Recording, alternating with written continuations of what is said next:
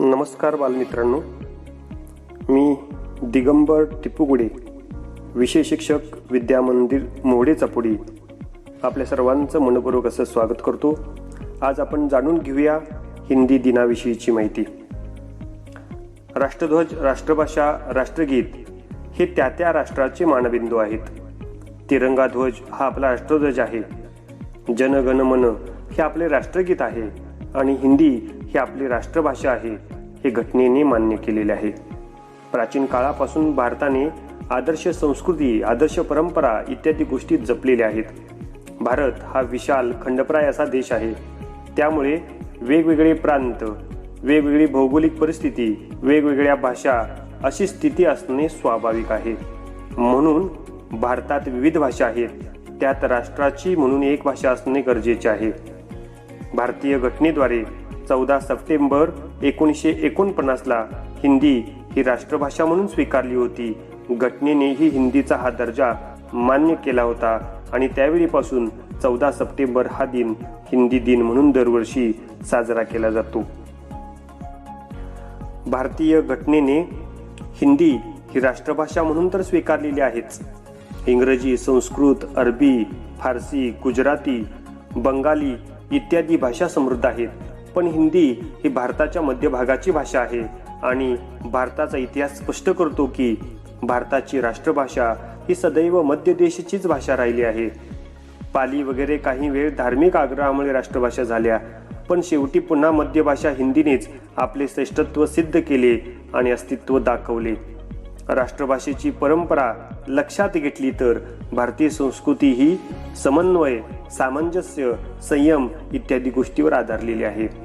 रामायण काळापासून संस्कृत, प्राकृत आणि नंतर हिंदी अशा प्रकारे प्रचलित भाषेचा आधार घेऊन व्यवहार चालत आले. वेळोवेळी परकीयांची आक्रमणे झाली, धर्मप्रचार झाले, त्यावेळी त्यांची भाषा आणण्याचे प्रयत्न झाले, पण संपूर्ण भारतात चालणारी हिंदी हीच भाषा योग्य आहे हे त्यांच्या लक्षात आलं. भौगोलिक कारणामुळे, विविधतेमुळे वेगवेगळ्या प्रांतिक भाषा आल्या, पण शेवटी हिंदीचे अस्तित्व सर्वत्र राहिले आणि भारतीय जनतेने पुन्हा पुन्हा हिंदी भाषा स्वीकारून इतिहासाची पुनरावृत्ती सिद्ध केलेली आहे. प्राचीन काळापासून हिंदीची प्रगती, हिंदीचं नेतृत्व कोणी रोखू शकले नाहीत. वर्ग संघर्षाचा शेवट करण्यासाठी अन्य भाषेपेक्षा हिंदीमध्येच ती ताकद जास्त आहे. इंग्रजी ज्ञानभाषा म्हणून लोक वापरून देत, पण जनसामान्यांची भाषा ही हिंदीच आहे. प्रत्येक भारतीयाने स्वाभिमानाने त्या भाषेचा वापर करावा. जास्तीत जास्त लोक ती भाषा समजू शकतात. सध्या त्या भाषेत जास्तीत जास्त लोकांचे रोजचे व्यवहार चालूही आहेत, ही वस्तुस्थिती नाकारता येत नाही. हिंदी प्रदेश खूप मोठा आहे. हिंदी भाषिक क्षेत्र समृद्ध आणि उज्ज्वल आहे. भारतात तो सर्वात मोठा प्रदेश आहे. अगदी ऋग्वेद, महाभारत, वाल्मिकी, सूरदास, कबीर, जायसी, तुलसीदास, प्रसाद, पंत, महादेवी वर्मा, बच्चन, तानसेन, अकबर, गालिब इत्यादी साहित्यांच्या दृष्टीने जर कितीतरी वैभवपूर्ण व्यक्ती आणि ग्रंथ येथे झाले आहेत, होत आहेत.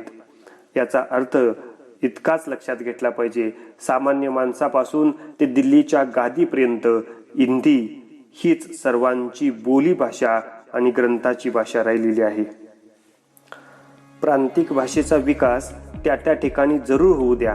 प्रांतिक व बोली भाषेत साहित्य निर्मिती होऊ द्या, त्याला विरोध नाही. पण त्या सर्वांना एकत्रित गुंफण्याचे कार्य हिंदी चांगल्या पद्धतीने करू शकेल. किंबहुना राष्ट्राला एका सूत्रामध्ये बांधण्याचे सफल कार्य, एकता टिकवण्याचे कार्य राष्ट्रभाषा हिंदीच करू शकेल. भारतात 178 भाषा आणि 1652 बोली भाषा आहेत असं म्हटलं जातं. त्या सर्वांना एका सूत्रात बांधण्यात एकच भाषा हवी आणि ते समर्थ कार्य हिंदीच करू शकते. त्या अर्थाने देशाची आशा हिंदीच भाषा होऊ शकते. राष्ट्रभाषेचे हिंदीचे महत्त्व ओळखून भूतपूर्व राष्ट्रपती डॉक्टर राजेंद्र प्रसाद म्हणाले होते, राष्ट्रभाषेचा प्रचार करणे म्हणजे राष्ट्रीयतेचे अभिन्न अंग आहे. तर पंडित जवाहरलाल नेहरूजी म्हटले होते की हिंदी एक जाणकार भाषा आहे, ती जितकी वाढेल तितका फायदाच होईल. हिंदी ही भारतभूमीपासून उत्पन्न झालेली भारताची राष्ट्रभाषा आहे, जनभाषा आहे. संस्कृती रक्षण वैज्ञानिक लिपी, शब्द भांडार इत्यादी सर्वांगाने विचार केला तर हिंदीशिवाय भारताची राष्ट्रभाषा दुसरी कोणतीच होऊ शकत नाही. रशिया, अमेरिका, चीन, जर्मनी, जपान, फ्रान्स इत्यादी जगातल्या बहुतेक प्रगत देशामध्ये त्यांची स्वतंत्र भाषा आहे. त्यांच्या स्वतःच्या भाषेत ते प्रगती करू शकले. मग हेच भारताच्या बाबतीत का घडू नये? महाराष्ट्र धरून उत्तर भारताकडे बहुतेक हिंदी बोलू, लिहू आणि वाचू शकतात. त्या भाषेत त्यांचे रोजचे व्यवहार चालू आहेत. फक्त दक्षिण भागात लिपी वेगळी पडते, परंतु ते हिंदी समजू शकतात. जनसामान्यापासून ते राष्ट्रपती, पंतप्रधानापर्यंत आज हिंदीतून व्यवहार होऊ शकतात. हिंदी या एकाच भाषेमुळे आपण सर्वत्र एका समान भूमिकेवर येऊ शकतो. तेव्हा प्रत्येक भारतीयाने, प्रत्येक नागरिकांचे हे एक प्रामाणिक कर्तव्य आहे की हिंदीतून वाचन, लेखन, संभाषण करावं. राजभाषा आणि कार्यालयीन भाषा म्हणून हिंदीचा वापर करावा. इंग्रजी काढून हिंदीचा वापर करून राष्ट्रीय एकता आणि एकात्मता वाढवावी. दुसऱ्यांच्या उंजळीने पाणी पिणे बंद करून स्वभाषा, स्वराज्य, स्वाभिमान आणि अस्मिता जागृत ठेवून वाटचाल करावी, प्रगती करावी आणि भारत हे राष्ट्र जगातील एक उच्च टोकावर न्यावं. जय हिंद, जय भारत.